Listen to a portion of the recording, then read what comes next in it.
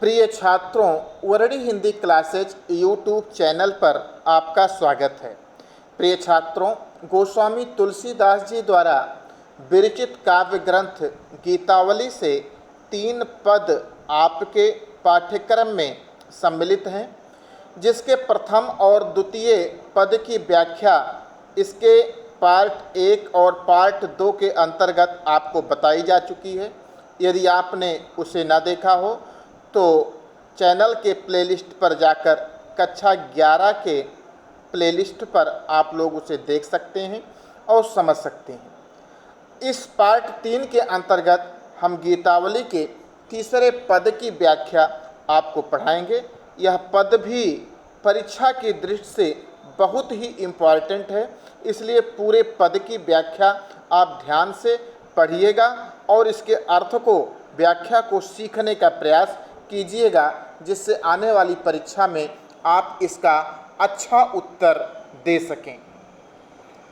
हृदय घाव मेरे पीर रघुबीरे, पाई सजीवन जागी कहत यों प्रेम पुलक बिसराय शरीरे। मोहि कहाँ बूझत पुनि पुनि, जैसे पाठ यरथ चर्चा की रे। शोभा सुख छति लाहु भूप कह, केवल कांति मोल हीरे। तुलसी सुनि सौमित्र बचन सब, धरि न सकत धीरो धीरे। उपमा राम लखन की प्रीति, क्यों दीजे खीरे नीरे। प्रिय छात्रों, इस पद का प्रसंग है, लक्ष्मण को शक्ति लगी हुई थी, लेकिन हनुमान जी के द्वारा संजीवनी बूटी का जैसे ही उन्होंने पान किया, उनकी मूर्छा समाप्त हो गई। लक्ष्मण जी उठ बैठे तो राम के सेना के लोग, जो सेनापति और उच्च योद्धा थे, वो लक्ष्मण के पास पहुंचकर उनसे पूछने लगे कि कहाँ दर्द है, किस प्रकार की पीड़ा है, किस प्रकार से अनुभव हो रहा है, अब स्वस्थ हो या नहीं स्वस्थ हो, कहीं पर किसी प्रकार का और तुम्हें दुख तो नहीं है, पीड़ा तो नहीं है। लोगों के द्वारा इस प्रकार से पूछे जाने पर लक्ष्मण उनके प्रश्नों का उत्तर देते हुए कहते हैं कि हृदय घाव मेरे पीर रघुबीरे।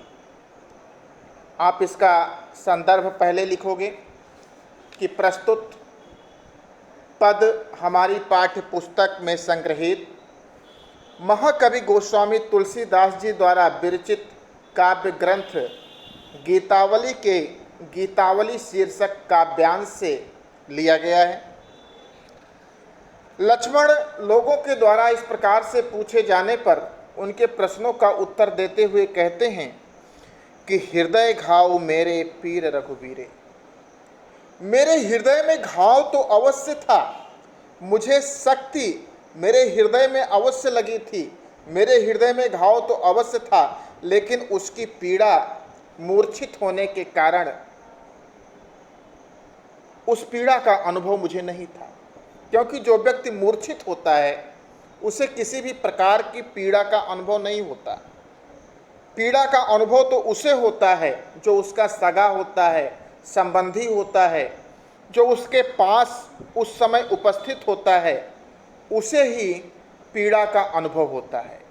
तो लक्ष्मण भी कहते हैं कि मेरे हृदय में घाव तो अवश्य था, मुझे शक्ति तो अवश्य लगी हुई थी, लेकिन मूर्छित होने के कारण उस पीर का अनुभव, उस पीड़ा का अनुभव मुझे न होकर मुझे सबसे अधिक प्रेम करने वाले मेरे भ्राता श्री राम को था। मुझे किसी भी प्रकार का उस पीड़ा का अनुभव नहीं था। पाई संजीवनी जाग कहत, यों प्रेम पुलक बिसराय शरीरे।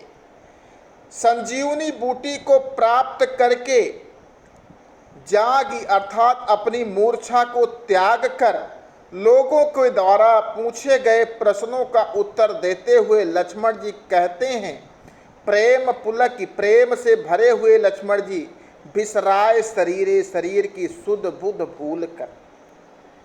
संजीवनी बूटी प्राप्त करके अपनी मूर्छा को त्याग कर लोगों के द्वारा उनकी पीड़ा के बारे में प्रश्न किए जाने पर प्रेम से भरे हुए लक्ष्मण अपने शरीर की समस्त पीड़ा को भूल कर, बिसराए अर्थात भूल कर, लोगों के प्रश्नों का उत्तर देते हुए कहते हैं कि मेरे हृदय में घाव तो अवश्य था, मुझे शक्ति तो अवश्य मेरे हृदय में लगी हुई थी, लेकिन उस शक्ति के लगने से मैं मूर्छित अवस्था में हो गया था। इस कारण से वास्तविक पीड़ा का अनुभव मुझे नहीं, मुझे सबसे अधिक प्रेम करने वाले मेरे भाई श्री राम को है।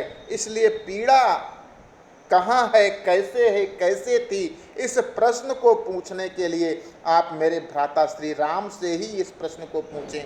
मुझसे इस प्रश्न का कोई जवाब आप लोगों को प्राप्त नहीं होगा।